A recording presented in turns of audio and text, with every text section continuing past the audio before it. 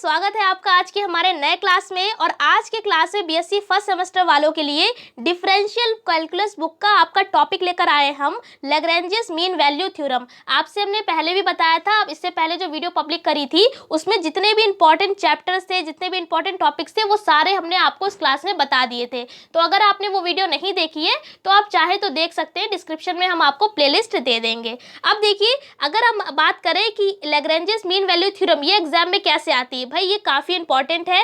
जैसा कि आपने देखा होगा, पहले हमने आपको रोले की प्रमेय करा दी थी। अगर आपने वो प्रमेय अच्छे से पढ़ ली है, अच्छे से आपको आ गई है, तो ये बहुत आपको आसान लगेगी। फिलहाल तो अगर आपने नहीं देखी तो चाहे तो आप देख सकते हैं, लेकिन हम आपको बता रहे हैं अगर आपने रोले की प्रमेय देखी है, अच्छे से समझ में आ गई है, तो भाई रोले की प्रमेय के बेस पर ही ये लैग्रेंजियस मीन वैल्यू थ्योरम अभी हम प्रूफ करेंगे। एग्जाम में कैसे आएगी तो वो भी बता देते हैं। भाई इसका क्या कहा जाता है, आपको इसका स्टेटमेंट एंड प्रूफ करने के लिए कहा जाता है। अगर रोले की प्रमेय की बात करें तो वो केवल स्टेटमेंट उसका लिखा जाता है, लेकिन ये आती है प्रूवमेंट के साथ। और अगर नहीं आएगी तो इस पर एक बेस्ड क्वेश्चन आ जाएगा। तो इसीलिए इस क्लास में हम आपको इसका प्रूवमेंट करा देते हैं और एक इसका बेस्ड इस पर एक क्वेश्चन करा देंगे, ताकि अगर क्वेश्चन आए तो भी आप उसको छोड़कर ना आए। तो चलिए क्लास को स्टार्ट करते हैं। सबसे पहले क्वेश्चन कुछ इस तरीके से होगा कि state and prove LMV theorem. मतलब एलएमवी का मतलब वहां पर तो एलएमवी नहीं लिखकर आएगा, पूरा लिखकर आएगा। एलएमवी का मतलब क्या है यहाँ पर, लैग्रेंजियस मीन वैल्यू थ्योरम। इस तरीके से भी आ सकती है, या भाई इसको हम फर्स्ट मीन वैल्यू थ्योरम भी कहते हैं। फर्स्ट मीन वैल्यू थ्योरम के नाम से आए, लैग्रेंजियस मीन वैल्यू थ्योरम के नाम से आए, आपको यही थ्योरम करनी होगी। 2015-19 में आई भी हुई है और काफी इंपॉर्टेंट है। चलिए पढ़ते हैं पहले इसका स्टेटमेंट। स्टेटमेंट क्या है कि let fx be a function defined on a, b such that. फिर आगे क्या लिखा हुआ है, fx is continuous in the closed interval a, b, fx is differentiable in open interval a, b। अब भाई यहाँ पर क्या लिखा, कुछ समझ में नहीं आया। अगर आपने रोले की प्रमेय पढ़ी है तो आपको इसमें कोई भी दिक्कत नहीं हो रही होगी, क्योंकि भाई यहाँ पर ध्यान से देखिए, ये सारी लाइंस वही हैं यहाँ तक जो हमारी रोले की प्रमेय में थी कि नहीं, देखी थी कि नहीं? तो कमेंट करके बताइएगा किस किसने रोले की प्रमेय पढ़ी है। तो ये वही लाइंस है। आपको एक बार समझा देते हैं, अगर आप पहली बार इस वीडियो को देख रहे हैं, नहीं देखी है वो क्लास, तो बता देते हैं। क्या लिखा हुआ है कि fx जो है वो एक फंक्शन है। क्या है? एक फंक्शन है जो a, b पर a, b के लिए डिफाइन किया गया है। मतलब a, b जो इस तरीके से बड़े ब्रैकेट में लिखा हुआ है, इस बड़े ब्रैकेट का मतलब होता है क्लोज्ड इंटरवल। ठीक है, कहीं पर आपको एक छोटा ब्रैकेट दिखेगा उसको कहते हैं हम ओपन इंटरवल। ठीक है, और याद रखिएगा इस चीज को, जब भी हम इस तरीके से बड़े ब्रैकेट की बात करते हैं या क्लोज्ड इंटरवल की बात करते हैं, तो वहां पर ये कहां पर आता है, कॉन्टिन्यूअस के लिए। डिफरेंशिएबल के लिए हमेशा हम ओपन इंटरवल लगाते हैं। तो ये छोटे छोटे पॉइंट है, याद रखिएगा कि कॉन्टिन्यूअस के लिए हमेशा क्लोज्ड इंटरवल लगाते हैं और डिफरेंशिएबल के लिए हम ओपन इंटरवल का यूज करते हैं। इतना समझ में आया? तो पहला पॉइंट तो हमने आपको बता दिया क्या है कि fx क्या है, कॉन्टिन्यूअस है, किसके लिए, क्लोज्ड इंटरवल के लिए, और fx क्या है, डिफरेंशिएबल है, ओपन इंटरवल के लिए। रोले की प्रमेय वहां पर डिफरेंशिएबल नहीं लिखा था, एग्जिस्ट लिखा था, यही तो लिखा था एग्जिस्ट, लेकिन वहां पर ये नहीं था, क्या था, f-x, इतना ही तो था। आप वहां पर ये लाइन भी लिख सकते हैं। क्यों?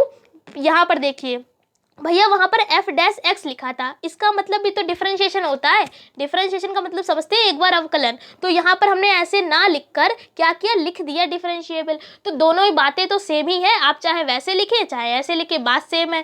ठीक है, तो यानी कहने का मतलब है ये स्टेटमेंट आप बिल्कुल सेम है रोले की प्रमेय जैसे। आगे क्या लिखा हुआ है कि then there exist a real point c belongs to a, b। मतलब ये कहाँ एग्जिस्ट करेगा, रियल नंबर में, और साथ में c कहाँ बिलोंग करेगा, a, b में। देखिए वही सारी लाइंस है, बट यहाँ पर रोले की प्रमेय में क्या था, f-c जो था वो बराबर हो जा रहा था 0 के, थर्ड पॉइंट में। लेकिन यहाँ पर लैग्रेंजियन मीन वैल्यू थ्योरम है, तो यहाँ पर ये f-c का फॉर्मूला बस चेंज हो जाएगा। अभी तक जैसा चल रहा था वो वैसे ही रहेगा, लेकिन इसका फॉर्मूला चेंज होकर यहाँ पर क्या हो जाएगा, fb माइनस का fa अपॉन में b minus a is equals to f-c।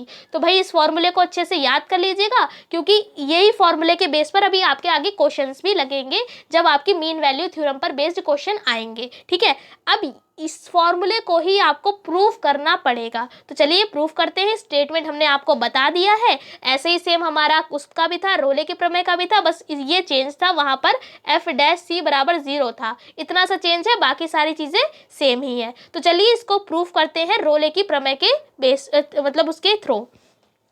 क्या लिखा सबसे पहले हमने कि let us define the function f(x) such that. सबसे पहले हमने क्या किया, आप लेट अस डिफाइन की जगह कंसीडर भी लिख सकते हैं। कंसीडर का भी मतलब होता है मानना। तो हमने मान लिया कि एक फंक्शन मान लिया। क्या फंक्शन माना, तो भाई इस थ्योरम को करने के लिए आपको एक फंक्शन मानना पड़ेगा, और वो फंक्शन हमने क्या लिखा, f(x) is equals to small f(x) plus का ax। ठीक है, ये क्या मान लिया, एक हमने फंक्शन मान लिया, क्योंकि जब तक आप कोई भी चीज को सॉल्व करवेंगे तो उसके लिए आपको एक फंक्शन चाहिए होगा ना। तो फंक्शन यहाँ पर दे नहीं रखा था, आपको प्रूफ करना है ना, तो कुछ प्रूफ करने के लिए कुछ आपको चाहिए होगा, फंक्शन चाहिए होगा, तो फंक्शन हमने मान लिया। ठीक है, अब यहाँ पर f(x) तो बता दिया फंक्शन ही है, ये भी फंक्शन है, लेकिन ये a क्या है, a भाई है यहाँ पर एक कांस्टेंट है। कांस्टेंट का मतलब होता है नियतांक। नियतांक 1 हो सकता है, 2 हो सकता है, 3 हो सकता है, 4 हो सकता है, या अल्फाबेट कोई हो सकते हैं। तो ये सारी चीजें क्या होती हैं, कांस्टेंट होती हैं। x यहाँ पर वेरिएबल है, और वेरिएबल के संग हमेशा एक कांस्टेंट रखते हैं, तो हमने क्या एक कांस्टेंट के संग वेरिएबल रख के और बता दिया कि a क्या है, कांस्टेंट है। यहाँ पर लिखकर भी दिखा दें फॉर एवरी करके कि x क्या होगा, x बिलोंग करेगा a, b, मतलब जो x होगा, x की जो भी वैल्यू होगी वो ये a, b में बिलोंग करेगी। ठीक है, बता दिया। इसको बना लीजिए इस फंक्शन को इक्वेशन नंबर 1। अब हम क्या करेंगे, अब रोले की प्रमेय का यूज करेंगे। देखिए अब यहाँ से पूरी रोले की प्रमेय आएगी। लिख दिया such that bye Rolle's theorem में आपने पढ़ा है fa का मान fb के बराबर होता है, पढ़ा है ना, पढ़ा है ना, जल्दी से बताइए, कमेंट करिएगा पढ़ा है कि नहीं पढ़ा है आपने। fa का मान fv के बराबर होता है, तो इसको बना लीजिए कि इक्वेशन नंबर 2। अब उसके बाद हम क्या करते हैं, आपको फंक्शन में जब हमने पढ़ाए थे सवाल, तो फंक्शन में इंटरवल रख के आपको क्या करना होता है, जो थ्योरी होती है उसको लिखना पड़ता है। अब हम थ्योरी लिखेंगे। भाई यहाँ पर तो मैडम जी बहुत सारे लिखे हुए हैं थ्योरी, तो कैसे याद करेंगे, बहुत आसान है, चिंता मत करिए, बहुत अच्छे से याद हो जाएगा आपको। देखिए क्या लिखा हुआ है पहले वाले पॉइंट में, लेकिन इससे पहले हम आपको इसके पॉइंट बता देते हैं। पहले पॉइंट में हम किसकी बात करेंगे, कॉन्टिन्यूस की। ठीक है, और याद रखिएगा कॉन्टिन्यूस में क्लोज्ड इंटरवल होता है। दूसरे पॉइंट में डिफरेंशिएबल की बात करेंगे, और इसमें ओपन इंटरवल होता है। बस इतना याद रखिए, अभी वो थ्योरी भी लिख जाएगी। ठीक है, ऐसा पढ़िए कि कल आपका पेपर है और आपको अच्छे से करके आना है, तो इसलिए आपको याद करा रहे हैं ताकि आपको कोई दिक्कत ना हो। तो देखिए पहले हमने आपसे कहा कॉन्टिन्यूस की बात करेंगे, तो लिखा f(x) is continuous in a, b, closed interval भी आप लिख सकते हैं, यानी यहाँ पर आप लिख सकते हैं f(x) is a continuous in closed interval a, b। ठीक है, तो मतलब बता दिया कि f(x) क्या है, कॉन्टिन्यूस है a, b में। ठीक है, इसी तरीके से अगर f(x) हमारा कॉन्टिन्यूस है तो ऑब्वियसली a भी होगा, ax भी, क्योंकि ये हमने ax कहाँ से लेकर आए, हमने इस चीज को मान रखा है ना। तो जो चीज हम मानते हैं उसे प्रूव कर कर भी तो दिखानी पड़ती है कि ये चीज सही है भी कि नहीं है, मतलब सिद्ध करके भी तो आप दिखाएंगे। तो हमने क्या मान लिया कि ये f(x) जो है ये वाला, ये कॉन्टिन्यूस है, तो ये ax भी क्या होगा, कॉन्टिन्यूस होगा। किसके लिए, a, b के लिए, क्लोज्ड इंटरवल में। तो अगर ये भी कॉन्टिन्यूस है, ये भी कॉन्टिन्यूस है, तो इन दोनों का अगर आप सम कर देंगे तो वो भी क्या आएगा, कॉन्टिन्यूस ही आएगा। तो अगली लाइन में वही लिखा है कि we have the sum of two continuous function with the also continuous function. ठीक है, दैट इज करके लिख दिया, जो आई ई लिखा हुआ है इसका मतलब होता है दैट इज। ठीक है, आगे क्या लिख दिया कि f(x) भी क्या होगा, कॉन्टिन्यूस होगा। अगर आप देखेंगे तो इसी फंक्शन को हम प्रूव कर रहे हैं। क्या लिखा कि अगर ये कॉन्टिन्यूस है, ये कॉन्टिन्यूस है, दोनों को सम करेंगे तो वो भी कॉन्टिन्यूस आएगा, मतलब ये पूरा कॉन्टिन्यूस अब हमारा बन गया। अगर ये पूरा कॉन्टिन्यूस है तो ये भी क्या होगा, कॉन्टिन्यूस होगा। बस यही लाइन को लिखा है। अब अगले पॉइंट में हम क्या बात करेंगे, डिफरेंशिएबल की, मतलब कि अब जहाँ जहाँ कॉन्टिन्यूस है उसको हटाकर आपको क्या करना होगा, डिफरेंशिएबल कर दीजिए, और क्लोज इंटरवल को हटाकर ओपन इंटरवल कर दीजिए। क्या लिखा, f(x) is a differentiable a, b in a, b and ax be the also differentiable in a, b। मतलब ये क्या है, f(x) ये भी डिफरेंशिएबल है तो ax भी डिफरेंशिएबल होगा, और इन दोनों का सम भी क्या होगा, डिफरेंशिएबल होगा। तो ऑब्वियसली हमारा जो f(x) फंक्शन है वो भी डिफरेंशिएबल होगा। ठीक है, समझ में आया, बिल्कुल अच्छे तरीके से, आसान तरीके से आपको ये दो पॉइंट हमने याद करा दिए। अब आगे क्या लिखा, then there exist at least a point, मतलब ये एग्जिस्ट करेगा, कम से कम एक पॉइंट पर तो करेगा, और वो पॉइंट क्या है, c, और c क्या कहाँ बिलोंग करेगा, a, बी में। ये सारी रोले की प्रमेय की चल रही है, ठीक है। तो ये लिख लिया और इसके बाद क्या करते हैं, सी की वैल्यू निकालते हैं। लेकिन सी की वैल्यू कैसे निकालते हैं, सी की वैल्यू निकालते हैं एफ डैश सी बराबर 0 से, ऐसे तो निकालते हैं। तो इसको बना लिया इक्वेशन नंबर 3। क्यों बना लिया, क्योंकि अभी आपको एफ डैश सी की वैल्यू पता नहीं है। एफ डैश सी की वैल्यू अब हम निकालेंगे और इस वाले इक्वेशन में रख देंगे। कैसे निकालेंगे, तो वो भी बहुत सरल है। फंक्शन आपने ये मान रखा है, इस फंक्शन का पहले एक बार डिफरेंशिएशन कर दीजिए, ठीक है। डिफरेंशिएशन करने का मतलब एक बार डैश लगाते हैं। डैश का मतलब क्या होता है, एक बार लगाने का कि इसका एक बार डिफरेंशिएशन किया गया है, कर दिया। इसका करेंगे तो एफ डैश एक्स हो गया, एफ एक्स का एफ डैश एक्स हो गया। ए एक्स का करेंगे तो एक्स का 1 हो जाएगा और ए का ए ही रहेगा। क्यों, क्योंकि ये ए क्या है, एज अ कांस्टेंट का है, ठीक है। अब क्या लिखा, अब हमने इस x की जगह पर आपको क्या करना होगा, c पुट कर देना होगा। इस x की जगह पे c पुट कर दीजिए, देखिए तो आ जाएगा f dash c is equals to F dash C plus का a, ये आ जाएगा। अब देखिए आपको f डैश सी की वैल्यू मिल गई, ये मिल गई। अब इस वैल्यू को आप उठा के यहाँ पर रख देंगे। और इससे पहले साइड में हमने आपको बता दिया, जो इंटरवल आपको a कॉमा b दे रखा था, तो उसमें हमने फंक्शन में एक बार a पुट कर दिया और एक बार b पुट कर दिया, जो आपको यहाँ पर दिख रहा होगा। भाई इस वाले फंक्शन में पुट किया है, देखिए यहाँ पर पहले a पुट किया जहाँ जहाँ x था, फिर उसके बाद b पुट किया जहाँ जहाँ x था, तो वो लाइन c लिखी हुई है। अब जो हमने आपको f डैश c बताया, ये इस तरीके से निकल कर आया, इसको पुट कर दिया इक्वेशन नंबर 3 में। तो देखिए इक्वेशन नंबर 3 ये है, यहाँ पर पुट करेंगे तो क्या आ जाएगा, F dash C plus A is equals to 0। जब पुट करेंगे यही तो आएगा। फिर क्या किया, तो आगे देखिए यहाँ से a को हम इधर ले आए तो ये आ गया a माइनस का, क्या निकल के आ गया, एफ डैश सी की वैल्यू आपको मिल गई। और इसको बना लीजिए इक्वेशन नंबर 4। जब आपको इसकी वैल्यू मिल जाती थी, फिर आप क्या कर देते थे, c की वैल्यू निकालते थे। यहाँ से c की वैल्यू जो होती थी वही बता देती थी कि ये इंटरवल में लाई करेगी कि नहीं करेगी, और आपका रोले की प्रमेय का सवाल सॉल्व हो जाता था। यही तक तो करते थे। अब इसको थोड़ा सा आगे और सॉल्व करेंगे। आपको पता है रोले की थ्योरम से कि एफ ए का मान एफ बी के बराबर होता है, जो कि हम इक्वेशन नंबर 2 में बता ही चुके हैं। देखिए क्वेश्चन नंबर 2 यहाँ पर बताया था ना, तो अब यहाँ पर से हम क्या करेंगे, एफ ए और एफ बी की वैल्यू पुट कर देंगे, जो कि हमने ये निकाल रखी हैं ये वैल्यूज़। तो वही रख देते हैं इनकी वैल्यू को, इसकी भी रख दी और इसकी भी रख दी, जो हमने आपको दिखा दी थी। अब क्या किया, जो फंक्शन था उसको एक साइड कर लिया। देखिए यहाँ पर फंक्शन एफ बी है, ये इधर एफ ए चल रहा है तो इसको उधर ले गए। अब इधर ये अलग चल रहा है तो इसको इधर ले आया। मतलब कुल मिलाकर फंक्शन वाले को आपने एक साइड कर लिया, कॉन्स्टेंट जो था उसको एक साइड कर लिया। तो कुछ इस तरीके से बन जाएगा। यहाँ पर दोनों में एक कॉमन था, कॉमन लेके इसके क्या किया हमने, ए कॉमन निकाल लिया, तो अंदर क्या बचेगा, a माइनस बी। अब a माइनस बी जो है वो इसके नीचे आ जाएगा। समझ में आया। अब ये पूरी a की वैल्यू आपको मिल गई। अब जो आपने f डैश सी यहाँ पर निकाला था, क्या निकाला था, माइनस का a। आप इस माइनस का ये जो a है, a की वैल्यू हमने यहाँ से फाइंड कर ली। अब इस a की वैल्यू को आपको यहाँ पर पुट कर देना है। भाई पुट कर दी इस वैल्यू को, तो आपका ये आ गया। अब आगे माइनस भी चल रहा है, माइनस का मतलब है जब आप ये माइनस अंदर जाएगा तो ये a माइनस बी का क्या हो जाएगा, b माइनस ए। तो भाई यही आपका मीन वैल्यू थ्योरम का प्रूवमेंट था, हो गया। देखिए कितना आसान है, बस हमने आपको क्या बताया, रोले की प्रमेय से प्रूफ कराया। लेकिन इसके लिए आपको क्या करना पड़ेगा, सबसे पहले ये जो फंक्शन है ये कंसीडर करना पड़ेगा, मानना पड़ेगा।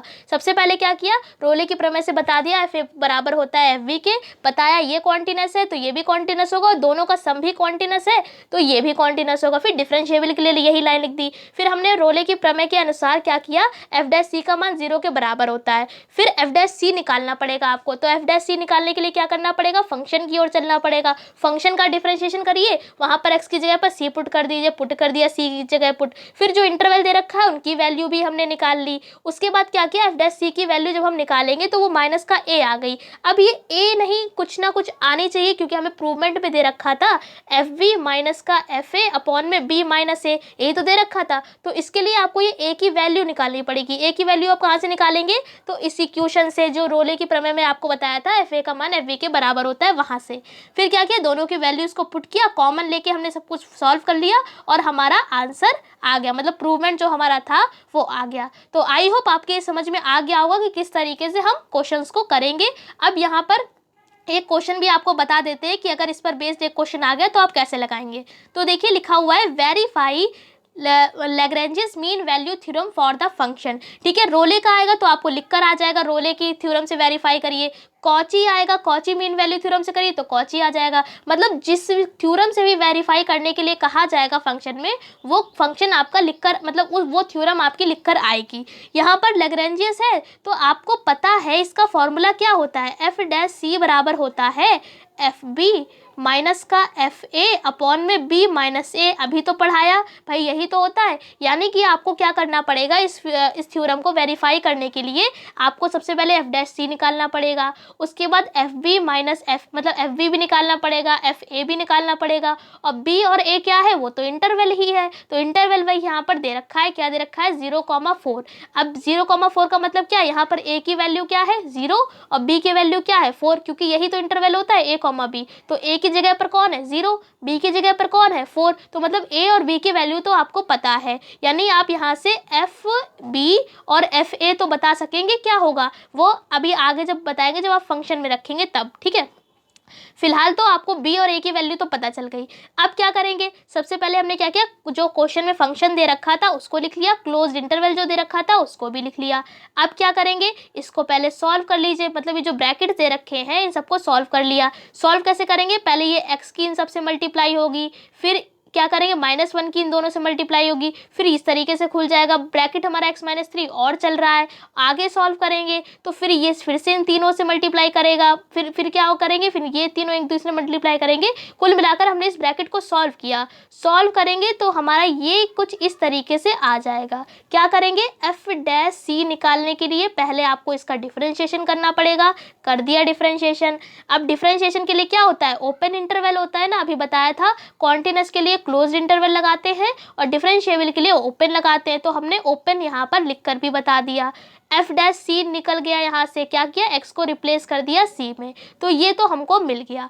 अब अगला टर्म हमारा क्या होता है कि हमको ओपन जो भी हमें इंटरवल दे रखा होता है उसकी वैल्यूज पुट करी जाती हैं। मतलब आपको F B minus F A करना है ना, मतलब एफ बी और एफ ए की वैल्यू निकालनी होगी। बी क्या है, यहाँ पर 0 है, बी का मान क्या है 0 है, और ए क्या है चल रहा है 4। तो क्या करेंगे, इस फंक्शन में आपको एक बार 0 पुट करना पड़ेगा और एक बार 4 पुट करना पड़ेगा। तो फंक्शन लिख लिया, 0 पुट करेंगे तो पूरा 0 हो जाएगा, 4 पुट करेंगे तो 6 आ जाएगा। फिर हमने वही सारी लाइंस लिखी जो हमारे किसमें थी, उसमें स्टेटमेंट में लिख दिया कि एफ एक्स कॉन्टिन्यूअस होगा इन द क्लोज इंटरवल और एफ एक्स क्या होगा, डिफरेंशिएबल होगा in open interval. Then there exist a real number C belongs to 0,4। मतलब जहाँ जहाँ पर ए कॉमा बी था उसको हटाकर 0,4 कर दिया। क्यों, क्योंकि ये हमको क्वेश्चन में दे रखा था। फॉर्मूला लगा दिया। फॉर्मूला क्या होता है, ये फॉर्मूला होता है। यहाँ पर आप चाहें तो इस तरीके से लिख सकते हैं, एफ बी माइनस का एफ ए अपॉन में बी माइनस ए। एफ बी की वैल्यू क्या है F4, एफ ए की जगह क्या है 4 होगा।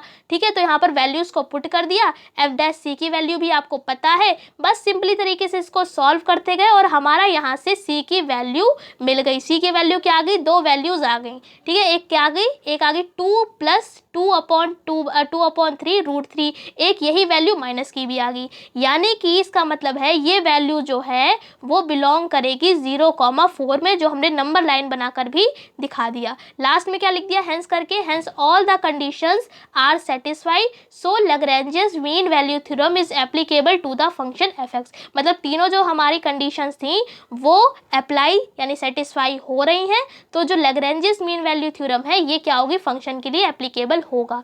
देखिए, अगर आपने रोले की प्रमेय देखी है, सेम वैसे ही सवाल लगा है, बस वहाँ पर एफ डैश सी बराबर 0 था, केवल इतना ही चेंज है। और यहाँ पर क्या है, बी माइनस ए अपॉन में F B minus F A, बस आपको इतना सा चेंज करना है, बाकी सारा सब कुछ सेम है। तो आपको क्या करना है, इनको सवालों को अच्छे से देखना है। अगर इससे सवाल आता है तो प्रोसेस आपको यही वाला फॉलो करना है, चाहे कोई भी सवाल आ जाए, बस आपको क्या करना है, जो भी थ्योरम दे रखी है उस थ्योरम का एफ डैश सी का आपको फॉर्मूला पता होना चाहिए। फॉर्मूला पता है, उसके अकॉर्डिंग आप वैल्यूज को निकालते रहेंगे, पुट कर देंगे और आपको सी का मान मिल जाएगा। क्वेश्चन ऐसे भी आ सकता है फाइंड सी करके, मतलब फाइंड सी भी पूछा जा सकता है। तो हमने आपको सारा तरीका बता दिया है, कोई डाउट है तो आप हमसे पूछ सकते हैं। अब अगले क्लास में हम बात करेंगे जो इसी चैप्टर का एक थ्योरम बची हुई है, कॉची मीन वैल्यू थ्योरम, उसके बारे में भी बता देंगे।